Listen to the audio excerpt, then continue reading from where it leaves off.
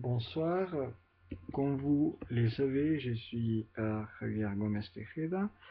Je suis un étudiant espagnol de 17 ans et je parle de nombreuses langues euh, entre les français. Alors, je vais aujourd'hui je vais faire une pratique de la langue française. Je vais lire un extrait d'un de mes livres préférés en français qui s'appelle De la part de la princesse Maure. Je ne sais pas si vous connaissez, c'est un roman de Kenise Mourad et je j'apprécierais beaucoup un feedback, une opinion sur mon accent et sur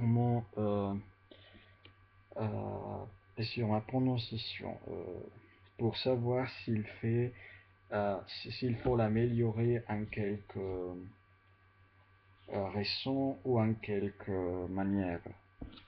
Alors, je vais commencer.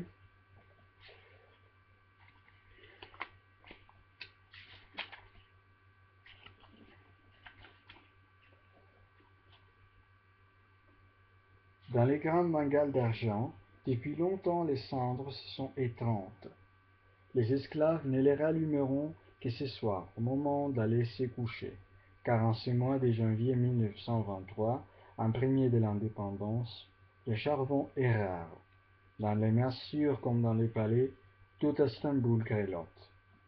Bien que la sultane s'oppose au pas droit, Héribe a pris sur lui d'en parler aux quelques amis qui lui restent dans le ministère.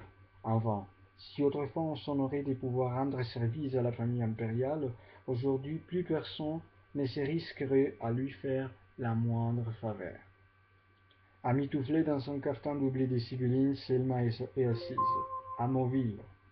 Sur les tapis de soie de sa chambre, délicatement, elle a disposé ses trois cherchables, les roses, les verts et les turquoises.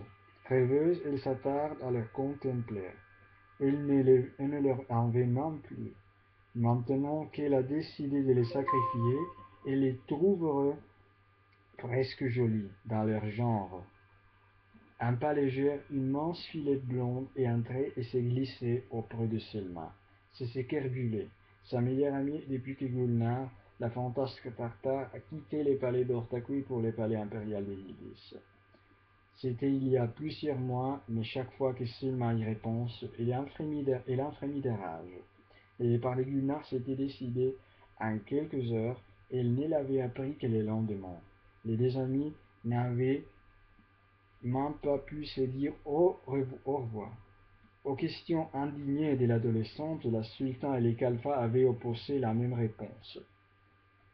Gulnare avait eu la chance d'être remarquée par la première Kadime. Celle-ci avait exprimé le désir de la prendre parmi ses suivantes et avait promis de lui trouver un beau parti.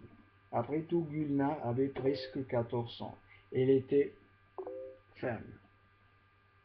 Que pouvait-on lui souhaiter de mieux?